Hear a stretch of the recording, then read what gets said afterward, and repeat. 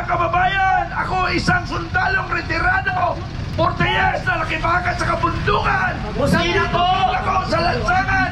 Nandito lang pala sa Congress ang mga tunay na kalaban ng Pilipino. Laban tayo sa korupsyon. Magnanakaw! Magnanakaw! Magnanakaw! Magnanakaw! Magnanakaw! Ang mga congressman dyan, mga magnanakaw! Tingnan mo yung mga bodyguard nila o nakatingin sa atin. Bakit? Nakaambak ba kayo? Mga wala kaya! Mga kaibigan, iniisip ko sa tagal ko sa serbisyo, ngayon lang nangyari. Dahil din 74 ako nagsimula ng serbisyo, ngayon ko lang narasan na ganito inubos ang kaban ng bayan, bilyon-bilyon, trilyon-trilyon pesos. Hindi ko akalain, may mga demonyong pag-iisip pala nasa Congress, ang House of Representatives, mga kaibigan. Gagawin natin yung crocodile farm. Pag nagkataon ng mga Pilipino nagkaisa para sa sambayan sa ating bayang Pilipinas, tayo ilulusobin natin ang House of Representatives dahil okay. Sobra na! Okay. Sobra na! GMA7, ABCBN, may araw kayo sa akin. Tandaan nyo, yung mukha na ito, ABCBN, GMA7, tandaan nyo yung mukha ito. Ito ang makakaharap nyo. Kung ang taong bayan ay magagalit, ito ang makakaharap nyo. Ito ang makakaharap ng mga magnanakaw sa lipunan. Mukhang paulit-ulit yung sasabihin ko ha? Paulit-ulit, pero yung paulit-ulit na sasabihin ko, paulit-ulit rin tayong ninalakawan. Pumili kasi dalawa. Yung paulit-ulit kong sinasabi o paulit-ulit tayong ninalakawan. Alin sa dalawa dyan? Paulit-ulit tayong magsalita para lahat ng Pilipino ay magising sa katotohanan na naubos ang kaban ng bayan. Ano po? Kanina, nabanggit nyo, yung TV5 nandito nag-cover. I'm sorry, ano? Uy, bakit umalis? Nandiyan pa yung sasakyan nila. Okay, ako, base sa akin na obserbahan, mga kaibigan, yung GMA7 and ABCBN. GMA7, ABCBN, may araw kayo sa akin. Tandaan nyo, yung mukha na ito, ABCBN, GMA7, tandaan nyo yung mukha ito. Ito ang makakaharap nyo. Kung ang taong bayan ay magagalit, ito ang makakaharap nyo. Ito ang makakaharap ng mga magnanakaw sa lipunan. Tandaan nyo yung mukha na ito. At ito ang makakalaban nyo, mga magnanakaw sa lipunan. At ang Partido Komunista, ito rin ang mukha, ang hanapin nyo. Dalawa lang ang gusto kong mangyari sa Pilipinas para sa akin, ang komunista at saka corrupt sa Pilipinas. Yan lang ang gusto kong ayusin sa bansa dahil marami naman kaming grupo na magkagawa sa kanya-kanyang sa kanilang layunin. Basta ang layunin ko, mga kaibigan, korupsyon, komunista. Pero kanina sabi ng mga kahapon, sinabi ng aking mga kasama, magre-rebelde. Huwag tayo magrebelde papunta sa NPA. Magrebelde tayo laban sa korupsyon. Magkaisa tayo, magbubuo tayo ng grupo. Rebelde laban sa korupsyon. Hindi rebelde laban para umakyat sa kabundukan. Pero wala na pala sa bundok. Wala na sa bundok ang NPA.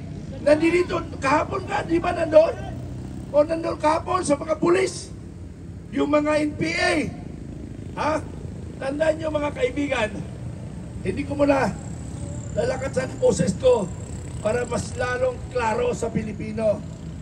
Tandaan nyo, pag ang Makabayan Black, National Democratic Front, NPA, mga kaibigan, pag sila nagprotesta at sila nagrally, ang hanap nila gulo.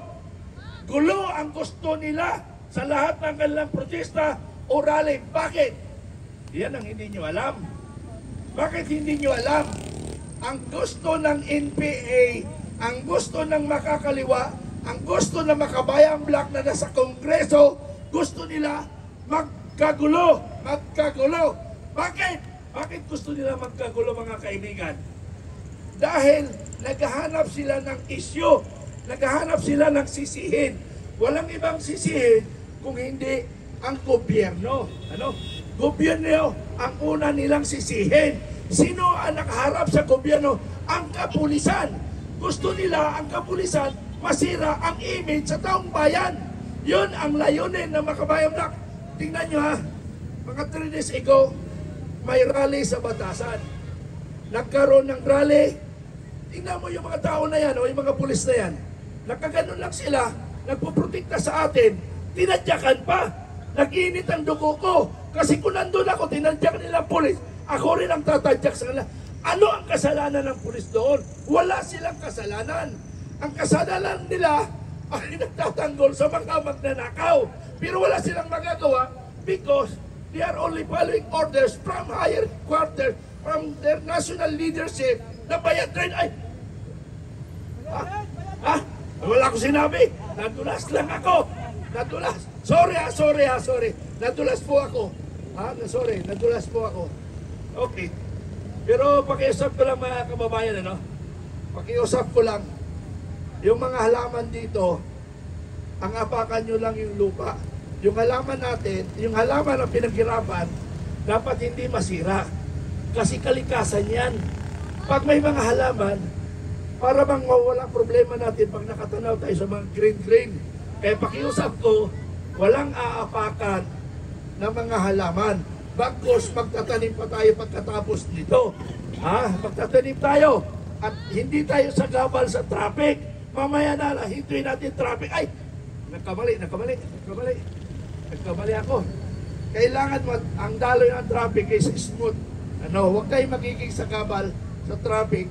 At huwag natin bigyan ng problema ang traffic enforcer, ang ating kapulisan, Oy! Security guard! Nakalimutan ko, anong oras yun? 10:24. Security guard! Nag-announce ako, alas 10:24, nag-announce mo ako na dapat naka-blatter sa inyo dyan na lahat ng magnanakaw, lahat ng mga lumalabas na sasakyan, pati nag-speaker Romualdez, dapat chine-check up nyo. Walang exempted sa batas. Security guard, narinig nyo? Security guard, narinig nyo? Lahat ng lumalabas na kotse, in out, i-check up nyo. Dahil yun ang inyong trabaho. Hindi yung trabaho nyo na mangharang ng tao. Hindi nyo trabaho yun. Ang trabaho nyo, kung ang mga kagamitan ng Congress, ang pera ng taong bayan na nakalagay sa mga sasakyan, lalo na kay Romualdez, harangin nyo. Kami na ang magpaparusa sa kanya.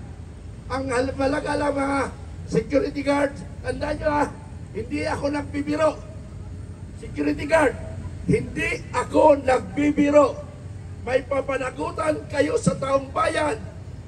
Pag nalaman namin na pinalusot nyo ang kagamitan ni Romualdez na ninakaw niya kabanang bayan, mananagot kayo, kasama kayo sa paparusahan ng taong bayan. Sandali lang. Nasanggal. Ebidensya. Pag malasakit sa bayan. Alam niyo bakit yan? Kasi sa loob ng 3 araw at 3 gabi, hindi ako nakauwi. Hindi ko nasipingay yung asawa ko. Kinagat ang aso. Kayo naman. Natawa yun o, natawa. Kinagat ng aso. Napilay. Hindi pa nyo alam, no? Dapat hindi nyo alam. Ang dapat alam ninyo, paano magalit sa mga magnanakaw. Yun na lang muna isipin nyo. Kung anong kumpas, yun na lang sundin nyo. Kasi, mahirap yung details in details, sasabihin namin. Baka madulas kayo. Basta ang mahalaga, importante. So ang mahalaga, napatalsik na natin si Romualdez, yun ay pinakamahalaga. Ang problema rin, yung ilalagay na naman. Yun rin ang babantayan natin. Anyway, hindi pa naman tapos yan. Tatapusin natin mamaya. Tatapusin natin mamaya. Pero walang dapat manakit, Tandaan nyo, wala sanang manakit. At saka walang magsakit pa, walang sasaktan sa atin.